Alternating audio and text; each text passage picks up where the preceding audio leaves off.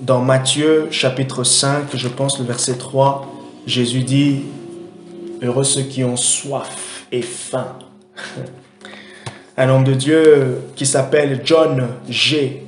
Lake, ou Lack si je le lis en français, L-A-K-E, John G. Lake en anglais, il a dit « La soif de Dieu, c'est la faim et la soif de Dieu, c'est les éléments, ce sont les éléments qui nous donnent, qui nous permettent de pouvoir grandir spirituellement, de pouvoir progresser. » Un autre homme de Dieu qui s'appelle apôtre Joshua Selman, je le cite souvent, il a dit « On mesurera votre santé, votre bonne santé spirituelle par le degré de votre soif. » Il a dit, quelqu'un qui est en bonne santé, généralement il aura faim, il aura soif. Et on sait aussi que lorsqu'on est malade, parmi les choses qu'on perd lorsqu'on est malade, c'est la faim et la soif. On n'a plus d'appétit.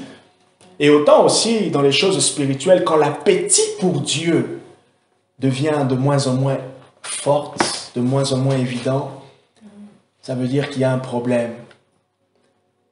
Et l'appétit pour Dieu, comme je dis, il y a des choses qui maintiennent l'appétit pour Dieu, il y a des choses qui font grandir l'appétit aussi. C'est notre lieu secret, c'est notre vie de prière, c'est notre consécration personnelle, c'est notre vie avec Dieu.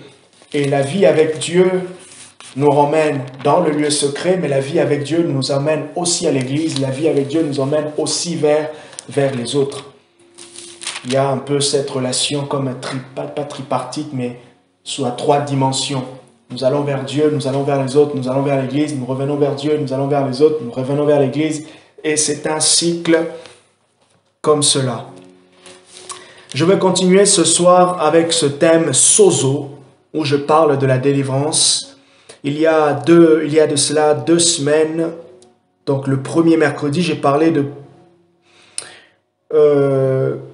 un chrétien peut-il être possédé? Je vous ai donné le texte de base que vous connaissez qui est dans Marc chapitre 16. On peut le lire. Même si c'est un texte que pour certains, certains disent que le texte ne figure pas dans beaucoup de manuscrits de la Bible. Mais néanmoins, c'est quand même un passage qui a sa place dans les évangiles et qui est justifié par d'autres textes de la Bible. Dans certains manuscrits, on s'arrête à partir du verset 9. Bonsoir, Ketia. Dans certains manuscrits, on s'arrête à partir du verset 9 et donc à partir du verset 9 plutôt jusqu'au verset 20, donc la fin, ça n'existe pas. On le retrouve pas dans plusieurs manuscrits. Donc en plus, pour ceux qui sont les adeptes du cessationnisme, qui prônent la cessation des dons de l'Esprit, c'est encore une raison pour justifier le fait que le Saint-Esprit, il a cessé d'opérer avec les charismes que l'on voit dans 1 Corinthiens chapitre 12. Alors c'est tellement beau de dire ça, ça fait tellement théologique, mais en même temps ça fait tellement incohérent avec simplement la pensée générale de Dieu. Comment est-ce que l'Esprit ne peut pas, peut arrêter de construire l'Église? Presque impossible. Okay? Donc les dons spirituels, ils ne sont pas là pour faire la fête, ils ne sont pas là pour nous emmener à faire de l'apéro, je ne sais pas quoi. Non, les dons spirituels sont là comme des éléments qui construisent l'Église. Et donc, si le Seigneur, puisque le Seigneur veut construire son Église avec tous les éléments spirituels dont elle a besoin, le Seigneur nous accorde et nous donne aussi, les opérations du Saint-Esprit au travers des dons spirituels. Donc, nous avons dit le premier mercredi qu'un chrétien ne peut pas être possédé si on répond comme ça de manière directe. Par contre, si on on essaye de comprendre autre chose derrière le mot posséder. Bien sûr, un chrétien peut être possédé, ou on peut peut-être dire un chrétien peut avoir diverses oppressions démoniaques de l'ennemi qui font qu'il ne puisse pas avancer vraiment dans sa vie avec le Seigneur. Après, j'ai parlé le mercredi dernier, j'ai parlé de comment est-ce que on peut reconnaître les activités ou les influences démoniaques. Je vous ai donné 12 points, je ne veux pas toutes les citer, mais on a parlé de 12 points où on peut repérer, on peut voir qu'il y a une influence de l'ennemi dans ma vie ou dans la vie d'une personne ou dans un environnement donné ou dans une famille. Je vous ai parlé de certains comportements, je vous ai parlé de certaines malédictions, je vous ai parlé de certains cycles que l'on peut remarquer dans nos vies ou dans la vie de nos semblables, des cycles comme des maladies qui arrivent à des périodes données. Vous avez l'impression que c'est réglé, hein? C'est comme les 4 saisons de la France, l'automne, l'hiver, l'été, et les choses arrivent de manière bien précise, bien concise. Nous avons vu aussi qu'il peut y avoir certains problèmes au niveau des pensées intrusives et immorales, dans des rêves par exemple. On a vu aussi des activités paranormales. Bon, ça arrive très rarement, mais bon, si ça vous arrive, il ne faut même pas essayer de réfléchir pour dire non, bon, il se peut que c'est juste quelque chose, mais on peut sentir. Et d'ailleurs, une parenthèse par rapport aux activités paranormales, c'est tellement drôle au fait que des fois, on pense que l'atmosphère spirituelle ne peut pas être perçue avec nos sens, nos 5 sens. L'atmosphère spirituelle, le spirituel peut aussi parfois être ressenti. Ok? Ressenti. Autant on peut ressentir la présence de Dieu, et quand on ressent la présence de Dieu, ça veut dire il y a un témoignage intérieur. Ce témoignage intérieur se manifeste par une sensation corporelle. Ce témoignage intérieur se manifeste par une forme d'impression. Ce témoignage spirituel, je parle du Saint-Esprit, se manifeste comme par une fraîcheur. Redescend sur nous comme une pluie. Vous avez l'impression de vous sentir mouillé, mais vous n'êtes pas mouillé. Ok, je lisais dans un livre le témoignage d'un auteur qui disait que il était en train de voir, il recevait des images, il était avec un de ses amis, il recevait des images sur le plan spirituel, et là il avait l'impression de pouvoir voir quelque chose qui ressemblait à de l'huile. Et pendant qu'il voyait, il était avec son ami, et les deux ont commencé à voir ça. C'est vraiment une grâce que Dieu leur a faite. Et pendant qu'ils étaient en train de voir, ils se sont dit on va essayer de toucher. Ils ont commencé à toucher, ils pouvaient sentir que c'était huileux. Lui et son ami, ils sentaient que ce qu'ils voyaient, ils pouvaient toucher, ressentir la sensation de ce qu'ils étaient en train de voir. C'est fou, hein? Donc, et c'est pour cela, d'ailleurs, l'auteur de l'Épître aux Hébreux dit quelque chose de très intéressant dans Hébreux chapitre 11. Je vais vous le lire. Hébreux 11, à partir du verset 3. Il dit ceci: c'est par la foi que nous comprenons. C'est par la foi que nous comprenons que le monde a été formé par la parole de Dieu, de sorte que ce qu'on voit ne provient pas de ce qui est visible. La foi nous permet de comprendre que le monde a été formé par la parole de Dieu, de sorte que ce que l'on voit, donc ça veut dire ce que l'on touche, ne provient pas de ce qui est visible, mais de ce qui est invisible. Et regardez ce que Paul dit dans Colossiens concernant ce qui est invisible. Colossiens, le chapitre 1, le chapitre 1, à partir du verset 16. Il dit, je vais lire à partir du verset 15, « Il est l'image du Dieu invisible, le premier-né de toute la création. » Parlant de Jésus, il dit, verset 16, « Car en lui, donc en Jésus, tout a été créé dans les cieux et sur la terre, ce qui est visible et ce qui est invisible. » Ok? Ce qui est visible et ce qui est invisible. Le monde surnaturel, simplement ce que l'on ne voit pas. Le monde invisible existe. Et nous, aujourd'hui, chrétiens du 21e siècle, chrétiens du siècle des Lumières, perdons parfois la nature, la compréhension ou la conscience de l'invisible. Ok? La conscience. Et d'ailleurs, quand on perd la conscience de l'invisible, il nous est impossible d'opérer avec le don de foi. Ok? Et d'ailleurs, je peux même dire que le don de foi, ou la foi simplement, donne la conscience de l'invisible. D'ailleurs, au Hébreux chapitre 11, le verset 1 dit quoi? La foi est une ferme assurance des choses qu'on espère, une démonstration de celles qu'on ne voit pas. La foi est une ferme assurance des choses qu'on espère, ok? Une ferme assurance des choses qu'on espère, une démonstration de celles qu'on ne voit pas. Ce qui est démontré, c'est parce qu'il y a une espérance, mais c'est parce que dans notre espérance, l'espérance qui n'est pas visible, ou l'espérance sur des choses qui ne sont pas visibles, mais qui sont du moins réelles, elle est attestée. Ok? Donc c'est très important. C'est très important. Et donc le monde spirituel, le diable, j'ai dit plusieurs fois que l'ennemi existe. Et ça, c'est pas pour faire l'apologie du diable, mais c'est simplement pour éveiller nos consciences.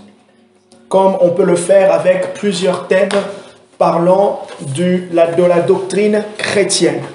Alors aujourd'hui, j'aimerais continuer ce thème. Je vous renvoie dans la suite des vidéos d'avant. Alors, comment chasser les démons? On va lire, vous allez noter quelque part Marc 16, Marc 16, versets 16 à 17. Je reprends notre texte de base, Marc 16. Marc chapitre 16, versets 16 à 17. C'est vraiment un texte que vous pouvez retenir, le porter dans vos cœurs. Marc 16, le verset 16. Celui qui croira et qui sera baptisé sera sauvé, mais celui qui ne croira pas sera condamné. Voici les signes qui accompagneront ceux qui auront cru en mon nom. Ceux qui auront cru plutôt, en mon nom, ils chasseront les démons, ils parleront de nouvelles langues. Je m'arrête là. En mon nom, ils chasseront les démons. Chasser les démons. J'ai dit l'autre fois, et j'aimerais même nous encourager en nous disant, si vous avez peur du diable, c'est qu'il y a un problème. Ok? Alors, il y a un problème dans le sens où peut-être vous n'avez pas été exposé à la victoire de Christ. Ou sinon, il y a un problème, il faudrait juste que quelqu'un vous enseigne et vous dise « Hey, il ne faut pas avoir peur ». Et que vous explique pourquoi il ne faut pas avoir peur. D'accord? C'est surtout ça, oui. C'est surtout ça, oui. Parce Voilà. Parce que la peur vient de l'ignorance. Et parmi les armes efficaces du diable, c'est l'ignorance. Le diable aime nous garder dans l'ignorance. Et même Dieu n'aime pas l'ignorance. Dieu n'aime pas l'ignorance. C'est pour cela qu'il nous a donné le Saint-Esprit et qu'il est appelé l'Esprit de la révélation. Le Saint-Esprit ne nous laisse pas comme ça. Il aime nous parler et nous révéler les choses à venir. Pourquoi? Parce que Dieu n'aime pas l'ignorance. Et pourquoi est-ce que le Saint-Esprit nous révèle des choses? Parce que Jésus a dit qu'il le fera, mais aussi parce que dans le fait de nous donner l'information, ça nous permet de comprendre, de connaître Dieu. Ça nous montre comment on peut s'adapter au Seigneur. Comment on peut marcher avec lui. Et c'est pour cela que certaines personnes ont même dit que la connaissance est une puissance. Et moi, je pourrais même ajouter, ça vous le notez quelque part, c'est peut-être pas biblique, mais la connaissance, c'est de l'argent. Si vous aimez le business, la connaissance, c'est de l'argent. Amen. Hein? Aujourd'hui, vous êtes payé, Ketia, elle est doctorante. Quand elle va finir, elle prépare son doctorat. Quand elle aura un bac plus 8, elle n'aura pas le même salaire que quelqu'un qui a un bac plus 5. Même en commençant. Pourquoi? Parce qu'on lui paye, on la rémunère en fonction de ce qu'elle sait. Même quand on n'a pas encore prouvé ce qu'elle sait, mais on sait qu'elle sait. Et quand elle va commencer à prouver ce qu'elle sait, c'est ce qu'on appelle l'expérience.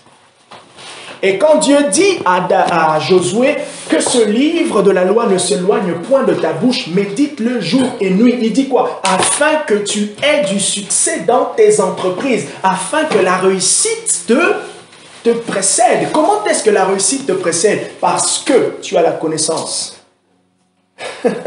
Ok? Et c'est même réussir avec Dieu, c'est connaître Dieu. C'est connaître comment Dieu fonctionne. C'est comprendre le fonctionnement de Dieu.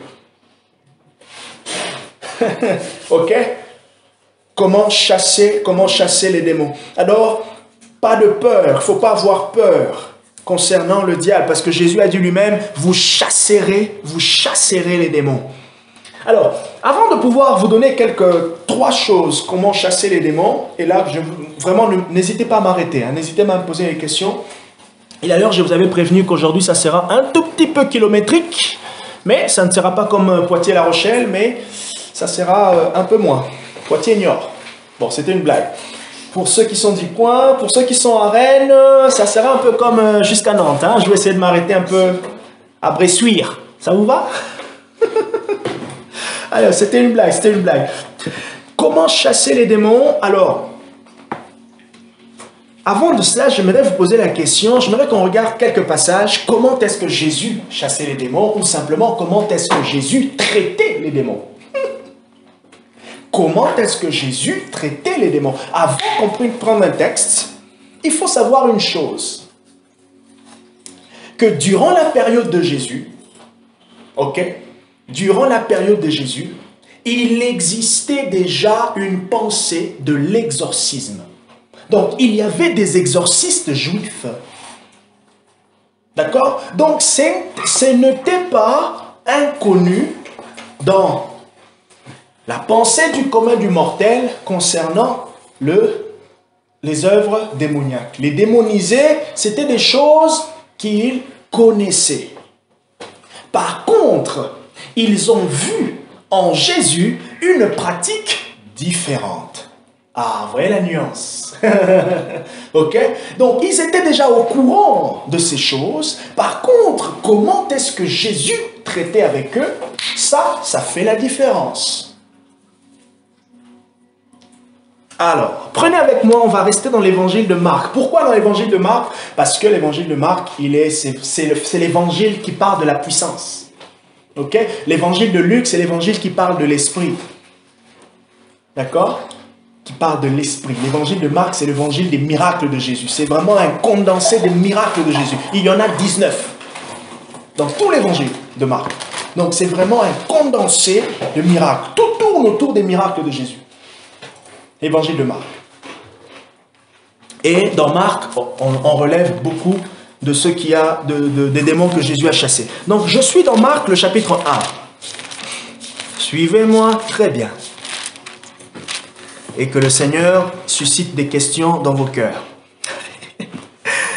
Je suis dans l'évangile de Marc, le chapitre 1.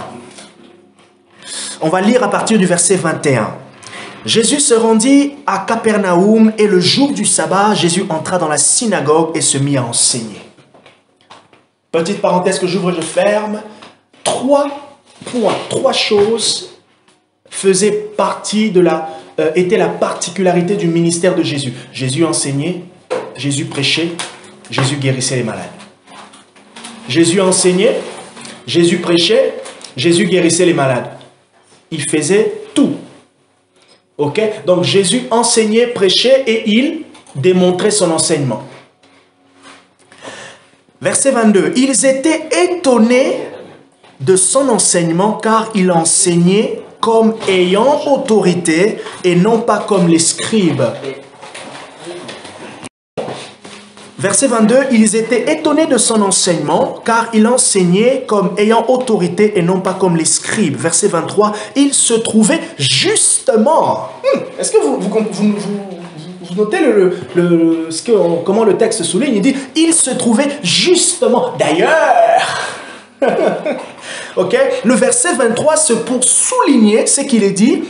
Ils étaient étonnés de son enseignement parce qu'il enseignait avec autorité. Mais quelle était l'autorité? Ce n'est pas qu'il avait une grosse voix. Non, c'est pas ça l'autorité. D'ailleurs, l'onction, c'est pas quand je... Hey, yeah! Non, c'est pas ça l'onction. Même si ça peut m'emmener à ça. Ok? Mais l'onction, c'est autre chose. C'est pas comme les Américains. Yeah! Non, c'est pas... Bref. Même si ça peut m'emmener à ça. Je ne suis pas contre ça. Si me voyez un jour faire ça, dites-vous juste, Jean-Marc, il brûle là. Oh. Il se trouvait justement, verset 23, dans leur synagogue, un homme. Dans ma Bible, il est mis entre parenthèses possédé, d'un esprit impur, et qui s'écria. Waouh, c'est beau ça. Que nous veux-tu, Jésus de Nazareth? Tu es venu pour nous perdre? Je sais qui tu es, le Saint de Dieu. C'est le démon qui parle dans la bouche de la personne. Verset 25. Comment est-ce que Jésus traitait les démons? Qu'est-ce qu'il a fait? Notez le verset 25. Jésus le menaça en disant, tais-toi et sors de cet homme. J'ouvre une parenthèse, dire rapidement, vous avez peut-être vu de fois certains témoignages, certaines pratiques de certains hommes de Dieu qui discutaient avec des démons. C'était ma question. Jusqu'où peut aller? Ok, voilà. Très bonne question. Jusqu'où? Voilà. Voilà. Jusqu'où on peut aller dans l'échange avec les démons. Déjà, il faut savoir que tout ce qui se passe quand il y a une manifestation démoniaque, ce n'est pas pour faire du show. Je vous ai passé le livre que je vous ai passé, un auteur qui s'appelle Derek Prince, il a dit, si dans une réunion, la présence de Dieu est là, tout le monde en est au courant. Maintenant, cette présence de Dieu met en lumière, chasse, met mal à l'aise les esprits qui embêtent quelqu'un. Souvent, ce qu'on fait, et vous serez d'accord avec moi pour dire, on prend la personne, on la met de côté, on veut préserver son identité, on veut préserver ceci. Bref, c'est pas mal, ok? Mais maintenant, ce que le monsieur disait, il a dit, c'est important de chasser l'esprit durant le moment du culte. Ok? Pourquoi? Parce que ça révèle aussi la gloire de Dieu qui est présente avec vous. Bien sûr, on ne sait pas, pendant qu'on ordonne à l'esprit de partir, combien de temps ça peut nous prendre. Mais, en étant soumis au Saint-Esprit, ce que l'on fait, on participe avec l'esprit pendant un moment et on peut se rendre compte que, ça nous a pris peut-être 5-10 minutes dans le culte, dans le prêche, on va continuer plus tard. D'accord? Et là, on peut calmer la personne et l'emmener à côté et on continue le prêche. Et pendant que le prêche continue, il y a une équipe qui est en train de prier pour cette personne. Ok? Et ça, c'est une chose. La personne qui est victime, mais qui est sous emprise du diable, ne doit pas se considérer ou avoir honte. Il est dit dans, je crois, l'évangile de Jean, que Marie de Magdala, et Jean dit, celle en qui Jésus avait chassé 7 démons. De qui plutôt Jésus avait chassé 7 démons. Derek Prince, l'auteur que je vous ai cité tout à l'heure, il a dit, cette femme, elle était connue pour avoir été possédée de 7 démons. Donc, on ne peut pas cacher son témoignage, ok? Là, je parle des démons, mais même pour autre chose, on ne peut pas cacher son témoignage. Pourquoi? Parce que ce témoignage est important puisqu'il révèle la gloire de Dieu, et il faut laisser transparaître la main de Dieu qui vous a touché. Et le dire comme ça vous a touché. Pourquoi? Parce que ça fait partie d'une banque de données qui servira de témoignage pour l'Église, pour vous-même. Ça fait partie de la banque de données qui nous permet de comprendre comment est-ce que Dieu a touché, comment est-ce que Dieu avait œuvré. Dieu avait œuvré au travers d'une parole de connaissance. Dieu avait œuvré au travers de ceci. Ok, donc c'est très important. Et là, qu'est-ce que Jésus fait? Il y a manifestation après son enseignement. Et Jésus, il ordonne, il menace. Comment est-ce qu'on chasse les démons? On chasse les démons en les donnant l'ordre de déguerpir. En leur donnant l'ordre de déguerpir. Out. Libérez. Laissez. Partez. Quittez. Ok? Vous pouvez rencontrer, pendant que vous dites ça, comme on a vu une fois dans une vidéo, la personne est calme. Oh. Très calme. Ça marche pas, là. Ah. Vous aurez l'impression que ça ne marche pas. Ah, pas forcément. Vous avez l'impression que rien ne se passe. Ah non, non, non. Et là, vous commencez intérieurement à vous dire, oh, j'ai pas assez de puissance, j'ai pas assez prié. Et là même, vous oh, peut-être, tout à l'heure, je me suis pris un peu la tête, c'est peut-être que ça joue. Vous voyez ce que j'ai dit au début, le monde invisible. Vous savez, hein, vous avez déjà regardé les films de torture. Les films d'action, là où il y a des tortures, en fait. On torture l'acteur principal. Quand on les torture, ils résistent quand même. Hein. Et au fait, c'est quand l'ennemi, vous avez l'impression que la personne, elle vous dit qu'elle ne se sent pas bien, vous avez compris qu'il y a quelque chose, et vous priez, et il se passe, on dirait, rien. Imaginez juste que l'ennemi est en train de... Ça torture intérieurement. Ce que vous ne voyez pas, il est en train de cacher. Vous pouvez même demander à la personne comment tu te sens. Elle se dit, oh, rien du tout. Mais toi, tu te dis, mais non, c'est bizarre. J'ai vu quelque chose et là, il n'y a rien. Continuez. La seule chose à faire, c'est de reprendre. La seule chose à faire, c'est de persévérer. Là, persévérer jusqu'à ce que vous allez voir un moment.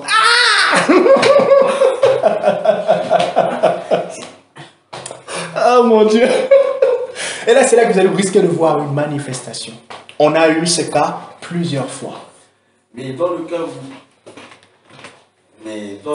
où tu sais que dans une pièce, tu ressens comme une sorte de présence malsaine, mais que tu ne sais pas mettre le doigt dessus, ni même savoir d'où ça vient, comment tu fais? Ah, très bonne question encore. Dans le cas où vous avez une présence malsaine dans la pièce, vous ne savez rien. Alors, vous continuez à prier.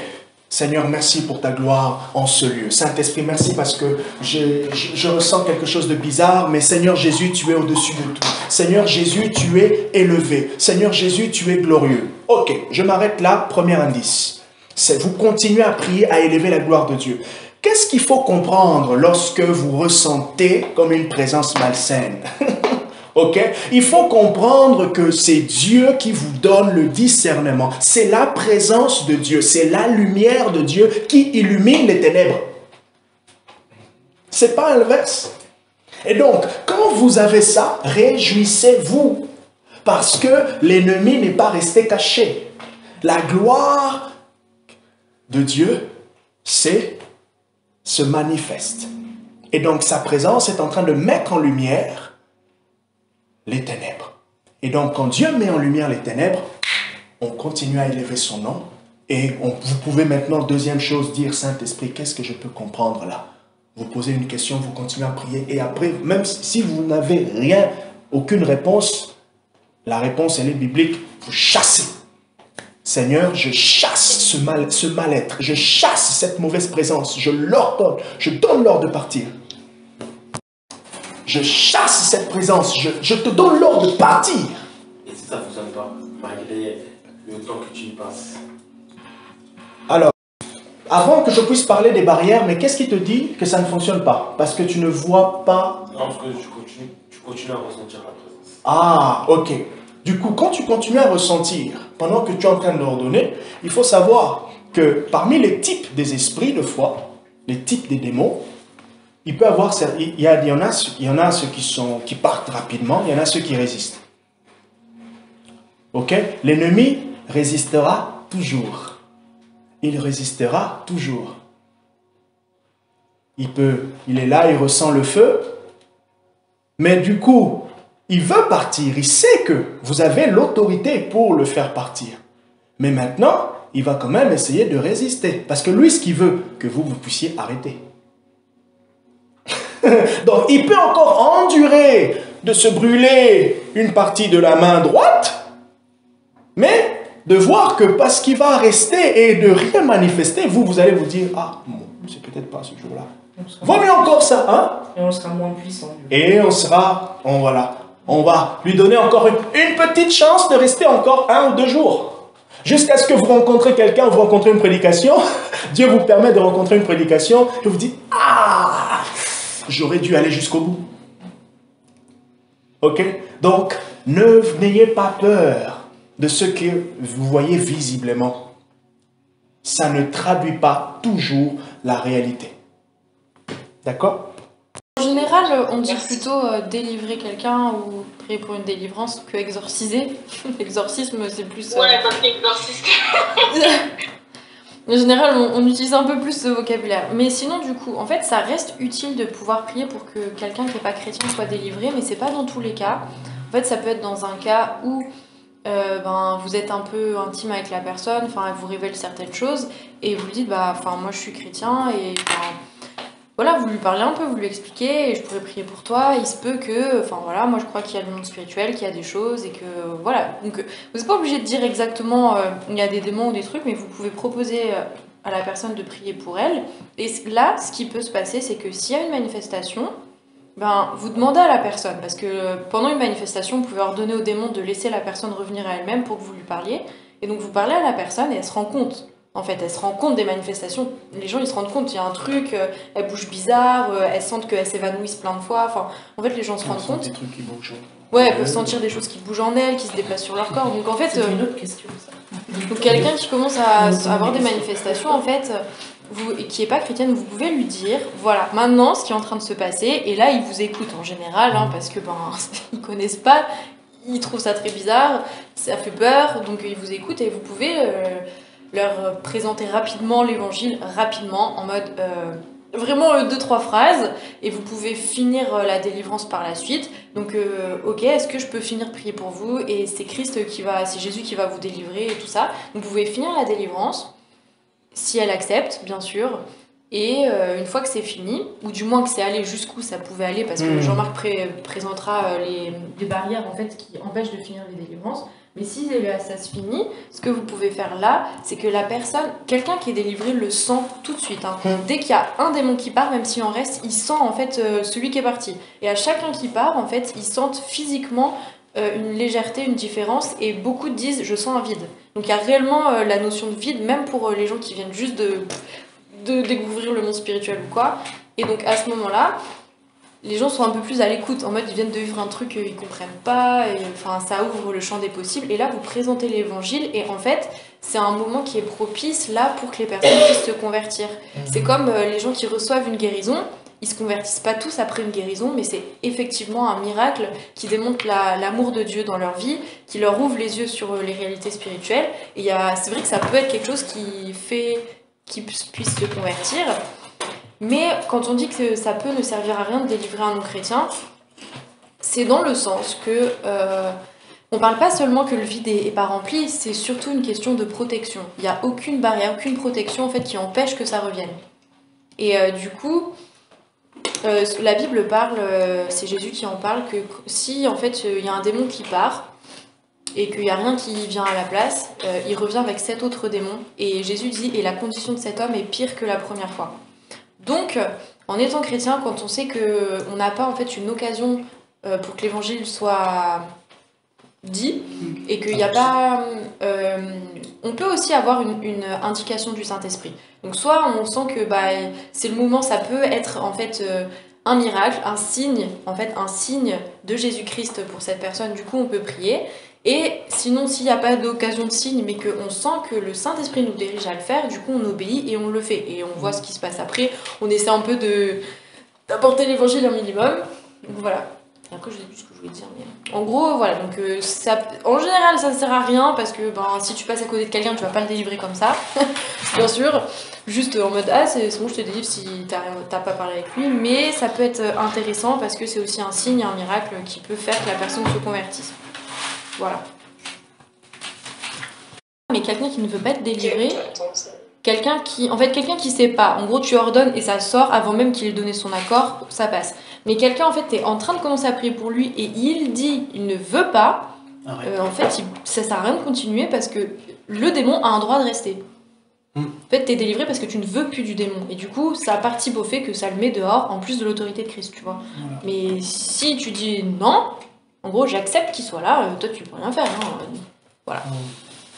Et puis voilà, les gens peuvent dire je ne suis pas prêt, je suis pas ceci, je le sens pas et tout ça. Vous respectez, vous vous arrêtez là, vous continuez, vous restez vous restez à prier pour la personne et tout ça, même si c'est vrai que c'est triste et surtout quand c'est avec les chrétiens, parce que souvent les gens vont émettre un refus parce qu'ils ne connaissent pas. Ou parce qu'il y a eu, ils se sont jamais sentis bizarres de cette manière. Et du coup, ils disent non, ils ont peur. Alors, la tâche là, c'est un peu comme faire comme un travail pastoral pour dire, ok, t'inquiète pas, voilà, on explique ce qu'il y a autour, on rassure la personne en l'amenant en fait à comprendre et à désirer, je vais venir, la liberté de Christ pour sa vie, au fait. Et puis voilà, si la personne comprend, elle dit ok, moi je le veux, vous l'emmenez, vous priez, et puis vous allez voir que ça va partir. Mais si c'est pas le cas, vous risquez de passer 2-3 heures, voire même plus. Ça peut être usant. Mais du coup, après ça, je sais pas si tu veux en parler. En gros, donc si on réussit la délivrance, le démon part, le Saint-Esprit rentre à la place, c'est bien. L'échec, c'est quand on chasse un démon, et du coup il y a un vide parce que la personne n'est pas croyante, donc cet autre démon ou plusieurs d'autres démons va revenir. Mais est-ce qu'il y a d'autres échecs est-ce qu'il y a d'autres modes d'échec possibles? C'est-à-dire, je sais pas, on foire la délivrance, et est-ce que ça peut être pire que récupérer d'autres démons? Est-ce qu'il peut y avoir des trucs pires, concrètement? Ou alors il y a même des échecs neutres, c'est-à-dire le démon ne sort pas, mais en gros c'est ni bien ni mal, la personne reste dans l'état où elle était en arrivant. Oui, c'est ça, mais tu vas parler des barrières. Je vais parler en fait de ça, je vais parler de ces barrières-là en fait. L'état neutre en fait, l'état neutre. Il faut savoir qu'il y a un texte biblique où, je crois que c'est dans Marc aussi, c'est dans Marc je pense, Marc chapitre 7 je crois, où les disciples plutôt essaient, vous connaissez ce texte où les disciples essaient de chasser un démon et ils n'ont pas pu. Et Jésus dit c'est à cause de votre incrédulité, et puis il dit cette sorte d'esprit ne part que par le jeûne et par la prière. Okay? De manière explicite, on a dit, et beaucoup d'hommes de Dieu ont interprété le fait que le jeûne et la prière permettent de chasser les démons. Okay? Je vais y revenir, essayer d'expliquer. Si j'oublie, rappelez-moi, je vais essayer d'expliquer ce texte-là pour vraiment bien le comprendre, pour ne pas rentrer dans une formule pour chasser les démons. Ok? On chasse, mais il n'y a pas une formule. Ok? On les chasse. La seule chose que la Bible nous dit, c'est de chasser maintenant. Comment chasser? Ça peut être de cas par cas. Et ça, c'est le ministère du Saint-Esprit avec nous.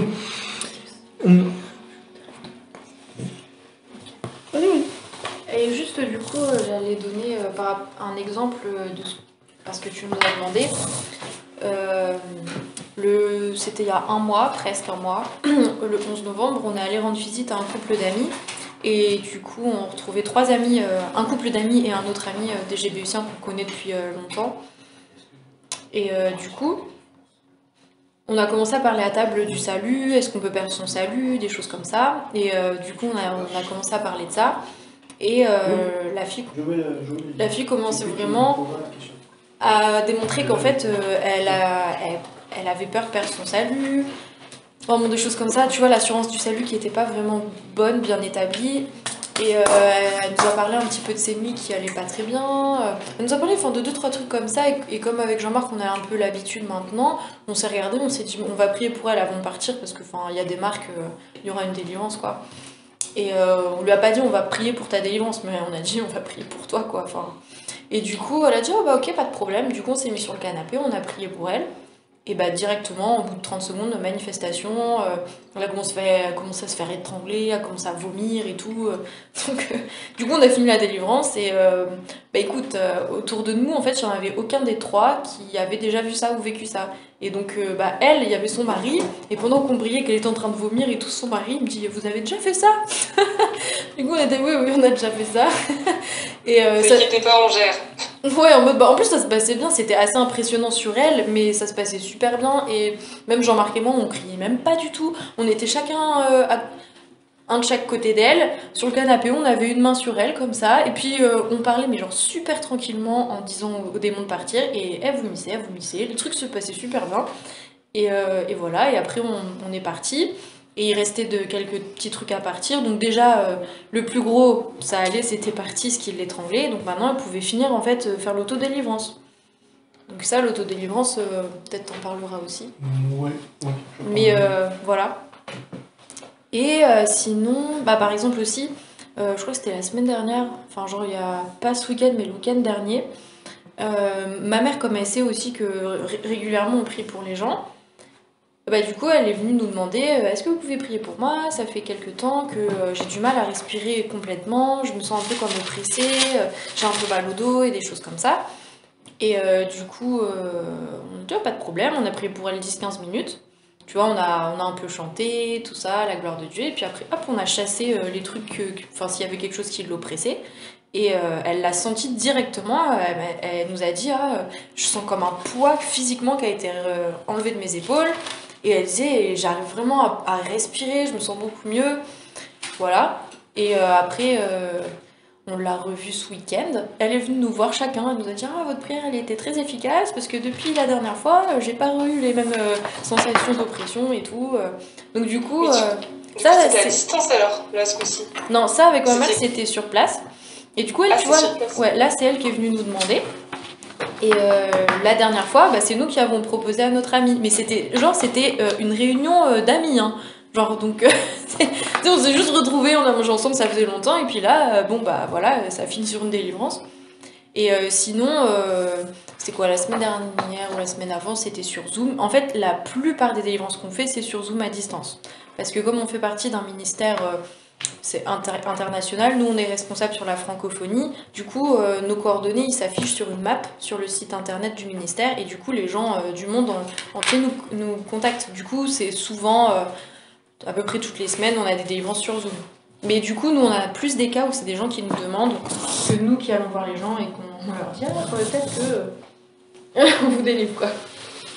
Et sinon il faut répondre. Ok, merci Amel. Avec les démons.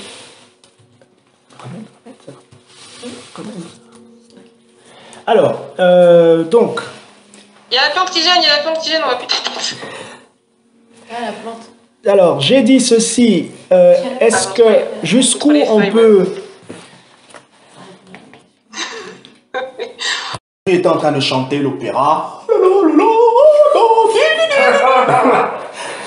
On n'a jamais eu un truc comme ça, c'était juste... Et donc, il peut chercher à vous déconcentrer.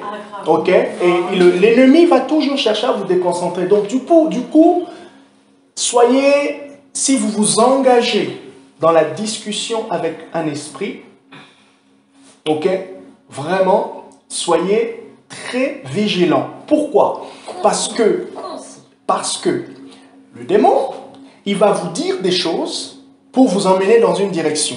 Et puisque le diable est un esprit est un menteur, donc, il va vous dire des choses, vous allez croire que c'est vrai, mais il vous emmène au mensonge. Oui, mais ça peut prendre du temps, tu perds du temps.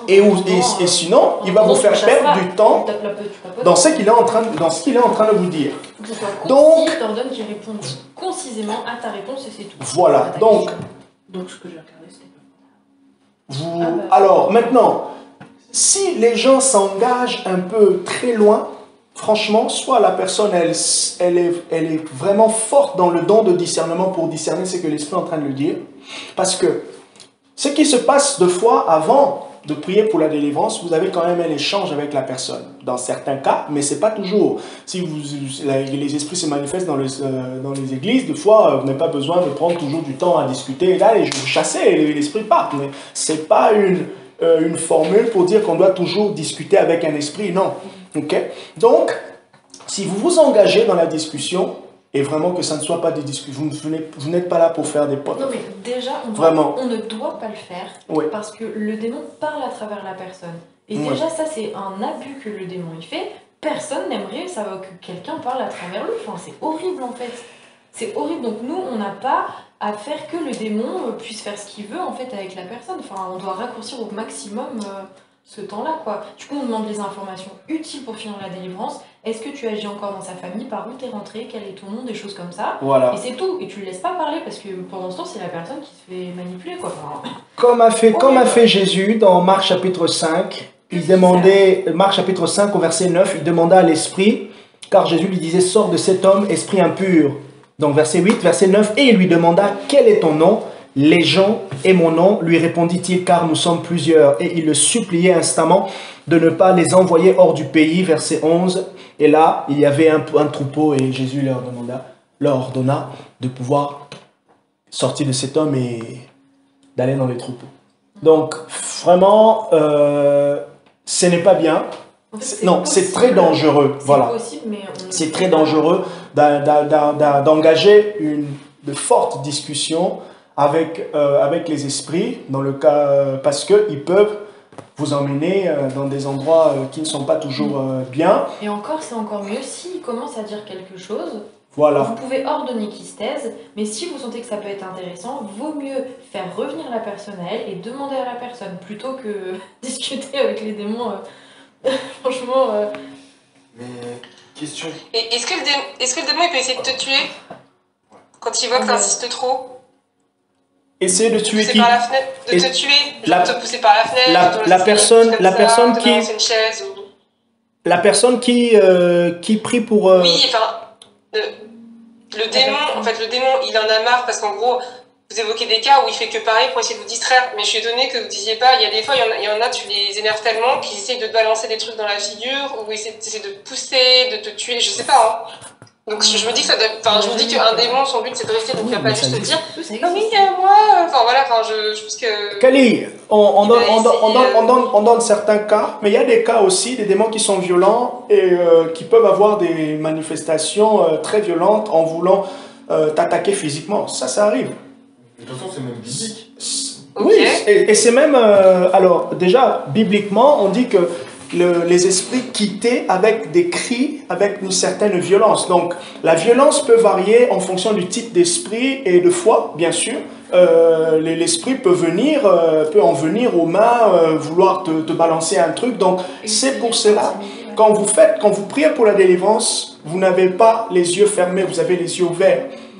Bien sûr, pour éviter ce genre de choses, mais aussi pour activer le discernement, que j'en parlais tout à l'heure. Le discernement, c'est dans l'observation. Qu'est-ce que vous voyez? Okay? Qu'est-ce qui se manifeste pendant que vous êtes en train de prier? Ça marche? Et il y a des esprits violents. Il y a des esprits violents. Et ça vous est déjà arrivé, vous? Non, ça ne nous est pas encore arrivé. Ça nous est pas encore... Alors, il y en a qui menacent et quand ils arrivent, oui. ils s'arrêtent. Tu vois, ils menacent. Presque, presque. Oui. Presque.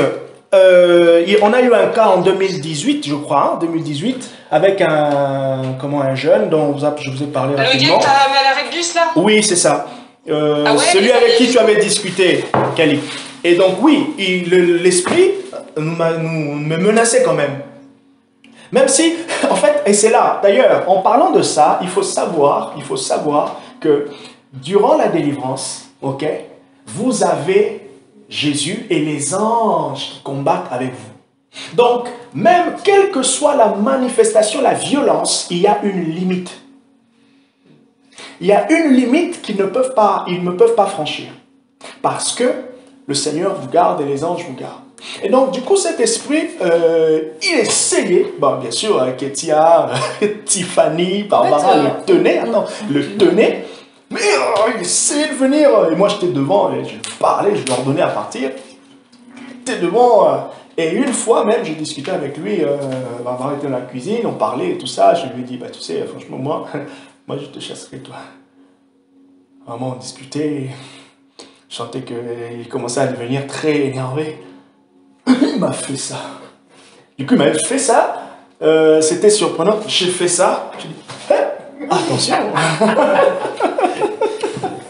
Donc, ouais, il y a plusieurs choses qui peuvent arriver. Il y a plusieurs choses. Sachez toujours que vous êtes protégés, mais vous vous protégez aussi. Vous voulez prier pour la délivrance, veillez à ce qui est autour. Qu'il n'y ait pas des couteaux, qu'il n'y ait pas des choses. Veillez bien. Parce que sous le ça peut vous louper quelque chose. Du coup, si vous loupe comme ça, vous allez vous occuper d'abord de votre douleur. Et vous allez le laisser. Donc, ils le font exprès. Donc, vous veillez vraiment. Et aussi, veillez aussi à ce que la personne n'ait rien de tranchant avec elle, au fait. Parce que les manifestations, l'ennemi peut ne pas chercher à tuer celui qui le chasse, mais peut, en partant, vouloir détruire la personne. Donc, dans tout ça, on sait qu'on ne peut pas tout contrôler, mais que Dieu, qui aime la personne, va faire en sorte que sa délivrance se passe en bonne et due forme. Oui. Ma question, c'est, elle va être bizarre, un esprit démoniaque qui est censé faire partie, enfin, un peu me dégoûter, me mentir, quoi que ce soit. Pourquoi est-ce qu'il nous dirait la vérité quand tu lui poses la question? En fait, c'est quand tu lui ordonnes. Tu dis, je t'ordonne, du coup, il est obligé. C'est comme quand tu le chasses, il n'a pas envie, il partirait pas s'il devait pas te répondre. On n'a pas de retour en ligne. Là, j'entends pas, là. Moi, j'entends pas. Alors, ta question, c'est... Pourquoi est-ce que les esprits qu'on chasse nous disent la vérité quand on leur pose des questions? Ah d'accord, il a posé la question de savoir pourquoi les esprits, quand on les chasse, ils nous disent la vérité. Quand on les chasse, parce que... ça c'est bien vu ça, ouais, parce que ça se trouve, ils peuvent mentir aussi pour essayer de divertir, c'est vrai. Voilà. Ah, bien vu. Donc, pourquoi il semble qu'ils disent la vérité? Parce que, vraiment, ce qui les a démasqués, c'est la présence de Dieu. Et ils savent que vous avez l'autorité sur eux. Même si, dans leur manifestation, ils peuvent vouloir vous faire croire que vous n'avez pas autorité sur eux. Et vous pouvez chasser un esprit, il vous dit non. Il vous dit non. Je te donne l'ordre de partir. Non. Non. Ah bah souvent, ça c'est des manifestations toujours. Ok.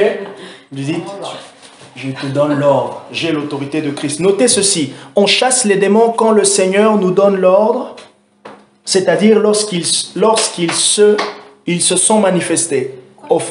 Quand le Seigneur nous donne l'ordre, ça veut dire quand la présence de Dieu révèle, ou provoque la manifestation des démons, c'est le go, c'est le coup d'envoi. Vous n'avez pas besoin de réfléchir, oh, j'ai pas reçu de révélation, j'ai pas ceci. Je te donne l'ordre de chasser. Je te donne l'ordre de partir. Ne vous posez pas la question, est-ce que je veux discerner, c'est quel type d'esprit? Il y a une manifestation bizarre, vous chassez. Ok? Et après, vous voyez par la suite qu'est-ce que le Saint-Esprit est en train de vous dire pendant que vous êtes en train d'intervenir. Donc, on chasse les démons quand le Seigneur les révèle par sa présence. Deuxième chose, on chasse les démons avec l'autorité de Christ parce que nous savons que le diable a été vaincu à la croix. Jésus dit dans Matthieu 28, verset 18, je crois, « Allez partout, faites de toutes les nations, parce que j'ai vaincu le monde. » Il a autorité. Voilà pourquoi on chasse les démons. Troisième chose, on chasse les démons sans peur. Il faut savoir qu'il y a des esprits de peur. Voilà. Vous pouvez chasser aussi. Ah oui? Il y a les esprits de peur. On chasse les démons sans avoir la peur. Sans avoir peur. Parce qu'on se repose sur l'autorité de Christ. Ce n'est pas votre autorité. Ce n'est pas notre gloire. C'est la gloire de Christ. Ce n'est pas Jean-Marc qui est très puissant. Non.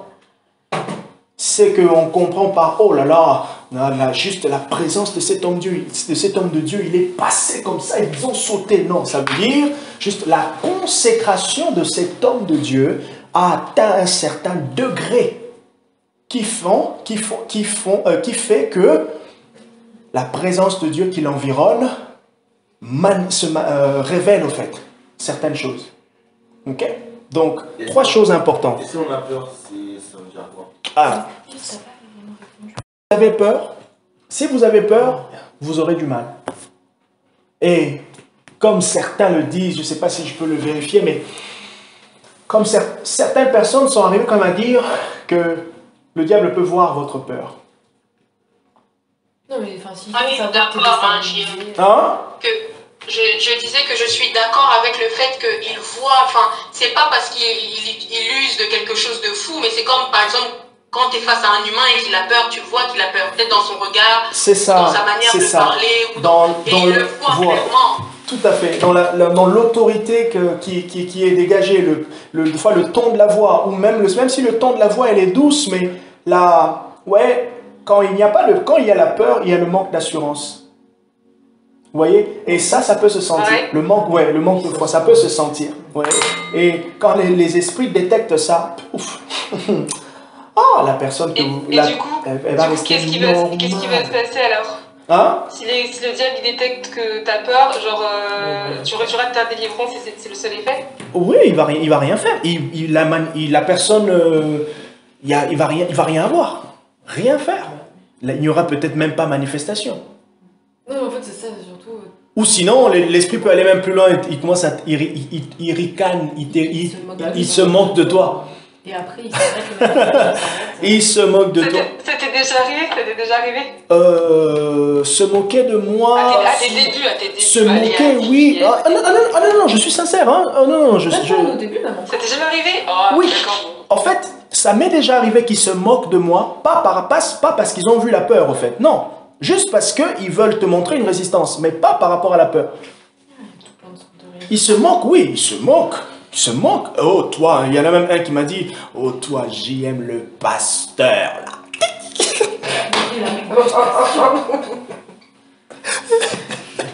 Non, c'est pas vrai.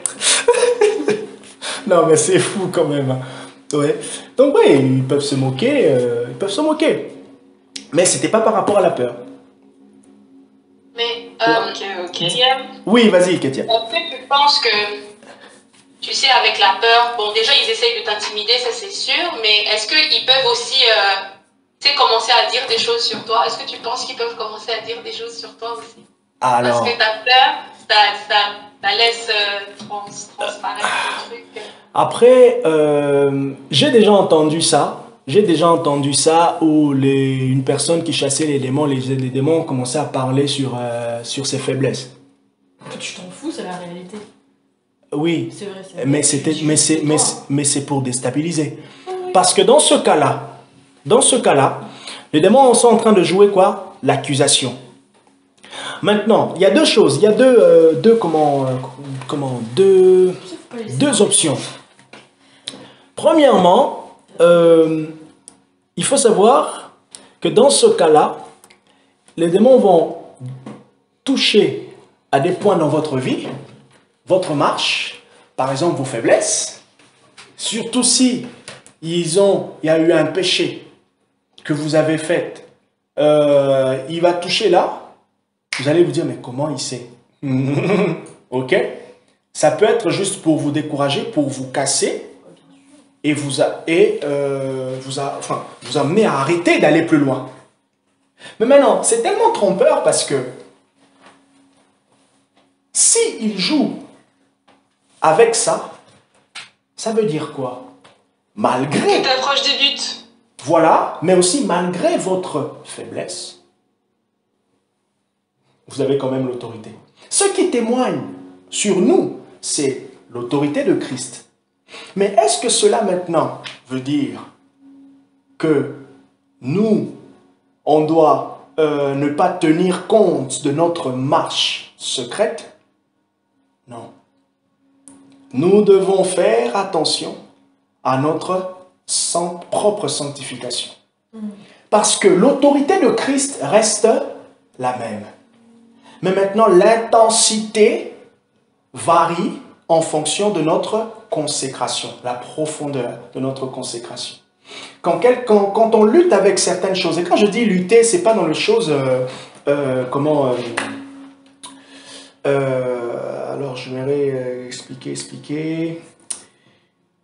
C'est dans le côté où, vous voyez, par exemple, vous prenez un jeune, je me prends, je prêche, mais j'ai un peu de ces côtés-là avec les filles. Ok? C'est pas très net. Je sais que ce n'est pas très net, mais je continue. Le côté de continuer avec conscience, c'est là maintenant que ça devient mauvais. Vous voyez? Et c'est là maintenant que, de fois, franchement déjà, premièrement, Dieu, il va vous cacher. Dieu vous cache, c'est entre vous et Dieu. Vous avez jamais remarqué que de fois, le Saint-Esprit ne nous révèle pas toujours la vie intime des gens, leur faiblesse intime? Amen, amen, amen. Pourquoi il ne le fait pas? Pas parce que la personne qui reçoit de Dieu ne voit pas, mais de fois c'est juste parce que Dieu, il traite d'abord avec vous. Amen. Il traite d'abord avec vous, dans votre intimité, il persévère.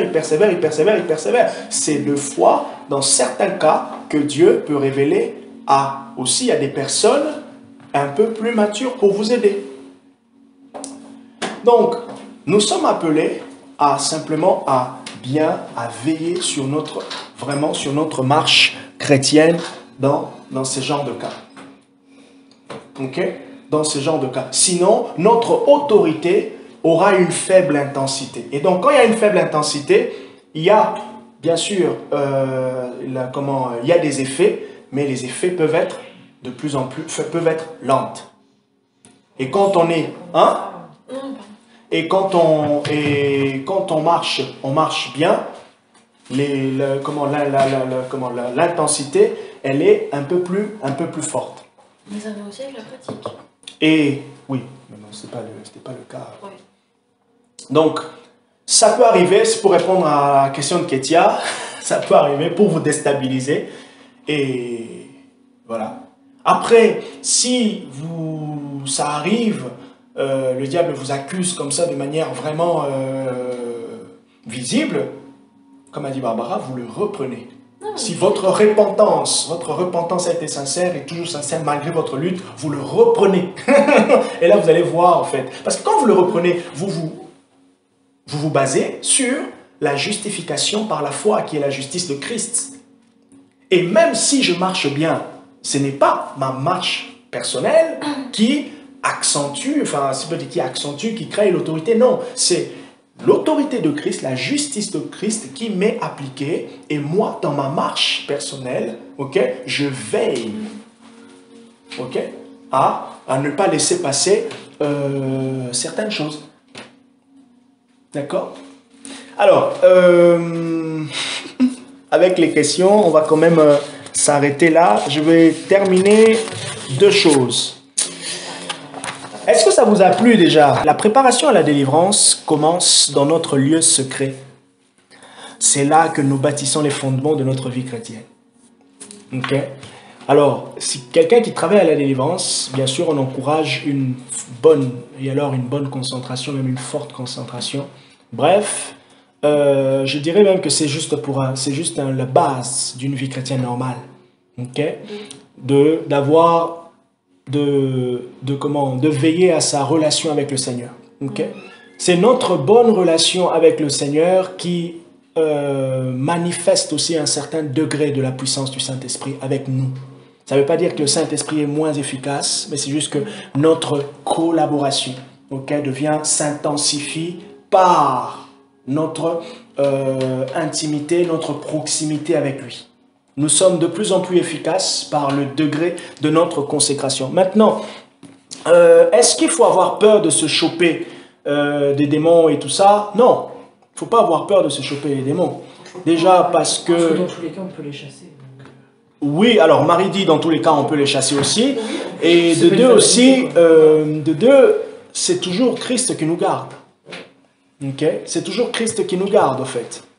C'est Jésus qui nous garde et puisque Jésus nous garde, vous voyez, en fait, en tout cas ce que moi j'ai noté, c'est que quand vous voyez la manifestation de Jésus, de la puissance de Jésus, quand vous voyez la manifestation de la puissance de Jésus avec vous, de ce que moi j'ai noté, de mon expérience, ça me donne... Quand vous voyez la manifestation de Jésus avec vous, ça vous donne un peu plus de sérieux, en fait, et de confiance.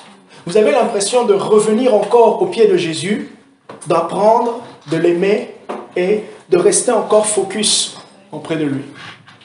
Donc, et c'est là que c'est tellement édifiant pour nous, l'Église, de voir les diverses manifestations de Dieu au travers de nous, autant chasser les démons, les dons prophétiques et ainsi de suite, parce que ça construit la foi, comme a dit Paul. Okay? Ça nous construit, on comprend que la prière a une efficacité, on comprend que Dieu, il a autorité, on comprend, et cette compréhension, elle ne se limite pas simplement là, mais on l'a vu, ça s'imprègne dans nos cœurs. Okay? Donc, n'ayez pas peur des retours. Alors, qu'est-ce qui se passait si vous avez un retour négatif après une délivrance? Bah, écoutez, j'aimerais dire, il y a des esprits qu'on peut chasser qui sont tellement coriaces qu'après on peut sentir un certain poids ou quelque chose, un retour. Dites-vous simplement, sur la personne qui a délivré, être attaqué après la délivrance. Si Dieu permet, déjà, dites, Dieu permet, ok, que vous soyez touché. Pourquoi Dieu a permis que vous soyez touché? Posez la question à Dieu. Une réponse toute faite. Ok. Mais est-ce que le fait de permettre que Dieu vous touche, le fait que Dieu permette que vous soyez touché, ça doit vous amener à faire peur, faut avoir peur pour dire oh non, j'arrête la délivrance? Non. Parce que l'ennemi attaque toujours ceux qui font l'œuvre de Dieu. Alors, du coup, même quand, dites-vous aussi, même quand vous ne sentez rien, vous n'avez l'impression de ne pas avoir de retour, ça ne veut pas dire qu'on ne vous cherche pas. Ouais, c'est ça. Donc, ce n'est pas parce que la personne elle est calme, même parce qu'elle ne s'est pas engagée dans la délivrance, qu'elle n'est pas target, elle n'est pas la visée. Tout chrétien est visé. Ça simplifie les choses. Voilà. Tout chrétien, il est visé. Mais il y a vraiment une mauvaise croyance qui fait peur, que Voilà. si on commence à être des gens qui prient pour la délivrance, qu'on va risquer plus que les autres. Et en fait, il faut comprendre qu'on fasse front directement, visiblement au démon dans la délivrance, ou qu'on avance le royaume de Dieu en prêchant l'évangile. Ouais. En fait, c'est la même chose. Pour l'ennemi, c'est une perte de terrain pour chacune de ces choses. C'est ça. Du coup, quand tu es évangéliste et que ton ministère porte du fruit, en fait, si tu es un chrétien et que tu portes de fruits dans n'importe quel domaine, de toute façon, tu deviens une cible. Et l'ennemi essaie de te faire tomber de plus en plus à chaque fois. Mais c'est tout. Et il faut se dire que si vous avez été la personne avec qui Dieu a œuvré pour délivrer la personne, vous allez quand même être assez fort et protégé. Si jamais le même démon à qui vous avez botté les fesses, il va revenir vous voir. Moi, je sais pas, genre... Ou alors c'est piqué le maso, le truc. Mais non, mais c'est ça, genre, Dieu est avec vous pour chasser, donc... Et j'aimerais même dire aussi, si vous êtes attaqué après, recherché, dites-vous que vous faites peur. Ah, vous faites peur, c'est bien. Vous Ah, du coup, je me sens mieux là. Ah oui, se sentir heureux. D'un coup, là, vraiment. La Bible donne l'exemple dans Acte 19, je crois. Si nous-mêmes on est oppressés et tout, bah, tu rechasses dans son atmosphère. Et tu refais le même travail, tu pries pour toi-même. Et si vous vous sentez bizarre, bah, voilà, vous dégagez l'atmosphère. Oh Seigneur, pourquoi je me sens bizarre comme ça? Au nom de Jésus. Allez, quitte. Mais je note quand même que c'est comme dans la vie, il y a les bons combats. Enfin, genre, Dieu il missionne chaque chrétien sur des combats particuliers, et pour ces combats-là, il donnera des armes. Et si tu passes les bons combats, il aura moins d'armes. Je suppose que c'est pareil pour les démons. Si on va dans une délivrance qui n'était pas pour nous, parce que le démon est trop perché, ou je sais pas, on prend plus de risques, et donc Dieu sera moins là, et donc ça va être plus compliqué aussi derrière pour s'en sortir, non? On va plus se ramer? Non. Ah ouais. Non. En fait, alors c'est ça cette notion aussi des combats qui sont à nous, des combats qui ne sont pas à nous. Alors, comment aborder, en fait, comment comprendre cette notion des combats qui sont à nous, des combats qui ne sont pas à nous? Moi, je l'aborderai de cette manière. Kali, tu es enfant de Dieu. Comme Marc 16 le dit, voici les miracles qui accompagneront tous ceux qui auront cru en mon nom, en fait. Ok? Donc, ils chasseront les démons. Tous ceux qui auront cru, sans exception. Pasteurs et tout ça. Donc, chasser les démons, ce n'est pas un ministère particulier. Ce n'est pas réservé à certains et pas à d'autres. Ok? Donc, c'est comme tout enfant de Dieu peut entendre la voix de Dieu, mais ça ne veut pas dire que tout enfant de Dieu a un ministère de prophète. Mais tous peuvent entendre. Maintenant, c'est le développement selon la destinée qui fait que, enfin, quand je dis la destinée, hein, les projets de Dieu avec la personne qui font que la personne, voilà, a peut-être il y a comme une présence d'une grâce un peu plus particulière dans ce domaine où ça se développe de manière un peu plus profonde parce qu'elle est appelée à ce ministère de révélation qui est le ministère prophétique. Et d'ailleurs, chasser les démons, c'est un outil. Ok? C'est un outil pour l'évangile. C'est pas un ministère comme tel, c'est un outil. Ok? Mais maintenant, c'est un outil dans lequel on va plus développer. Quelqu'un a dit, si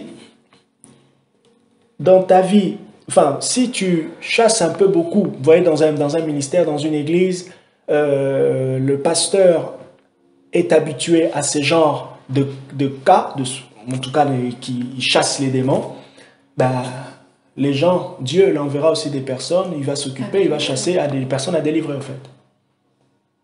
Donc, un peu comme si vous rejetez certaines choses, bah, je sais pas, enfin, vous rejetez, vous n'allez pas en voir, en fait. Même si ces choses-là existent pour vous. Dieu l'a donné pour l'Église. Vous n'allez pas en voir. Aujourd'hui, on parle du prophétique. Vous êtes tous à peu près ouverts au prophétique. Et vous y croyez, vous voyez, Dieu vous parle dans les rêves et tout ça. Mais ce n'est pas le cas pour beaucoup. Pourquoi? Parce que pour certains, Dieu parle, mais ils se sont limités dans la Bible. Vous voyez? Ils se sont limités dans la Bible. Du coup, quand ils auront des images pendant qu'ils sont dans la louange, puisqu'ils ne sont pas aware, au courant de tout ça, bah, ça sera juste des images comme 1001 pensées qui passent. Mais si moi, je suis dans la louange, je reçois une image, je me pose la question, il y a quelque chose que Dieu me dit pour le louange, il y a quelque chose que Dieu me dit pour la personne à gauche, à droite. Ça va? Donc, j'ai peut-être un peu dévié un peu par rapport à ta question. Non mais en gros, on peut y aller, c'est bon. En gros. Oui, on peut y aller. On peut y aller. Faux combat, pas combat. Alors. Qu'il soit 1 ou 3000, on n'y va pas. Voilà. Et Barbara souligne quelque chose d'important aussi. On commence toujours dans une équipe, avec plusieurs, à 2 ou à 3. Ok. Donc ça s'apprend en fait. Ça s'apprend. On commence quelque part. Et après. Admettons, je sais pas, tu commences à prier, c'était nouveau pour toi, tu n'avais jamais vu, bah, tu appelles ton pasteur, tu appelles quelqu'un, tu cherches de l'aide. Du coup, je vais quand même nous libérer aussi.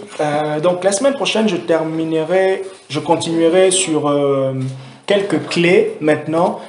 La collaboration un peu entre la personne qui demande qu'on prie pour elle et la personne qui prie pour la délivrance. Et puis, je pense aussi, je parlerai maintenant de comment on garde sa délivrance. Ok? Comment on garde sa délivrance? C'est possible de garder sa délivrance parce que Jésus nous l'a donné. Marie de Magdala avait gardé sa délivrance. Amen. D'accord? C'est beau, c'est toujours beau de voir la puissance de Dieu à l'œuvre. C'est toujours beau de voir la puissance de Dieu à l'œuvre. Donc, comment chasser les démons? On chasse les démons avec autorité. Marc chapitre 1, 24 à 27. Marc chapitre 3, verset 11. On chasse les démons avec l'autorité de Jésus. On chasse les démons sans peur. Et on chasse les démons Parce que la présence de Dieu les a révélés. Vous ne vous sautez pas sur quelqu'un et vous dites tac, tac, tac. Même quand vous repérez, et c'est là que je parlerai du don de discernement. Le don de discernement est très important quand on travaille dans la délivrance. Le don de discernement est très important. Et il y a deux manières de discerner. On discerne par l'information, la connaissance, comme on est en train de faire. Tous les exemples qu'on est en train d'échanger comme ça. C'est votre banque de données. Banque d'informations pour savoir, c'est bizarre, j'ai commencé à prier, et trembler. Et quand j'ai arrêté, elle a arrêté de trembler. Je me pose la question, soit c'est Dieu, ou soit c'est Dieu, non, vous voyez, qui manifeste comme ça, soit, bien sûr, c'est Dieu, mais qui révèle quelque chose de l'ennemi. Vous voyez? Donc, le discernement, ça vient aussi par la connaissance, et le discernement vient aussi par le Saint-Esprit. Un moyen naturel, la connaissance, par des livres, mais aussi un moyen surnaturel, et là, c'est l'Esprit de Dieu. Ok? Je m'arrête là pour aujourd'hui. Marie?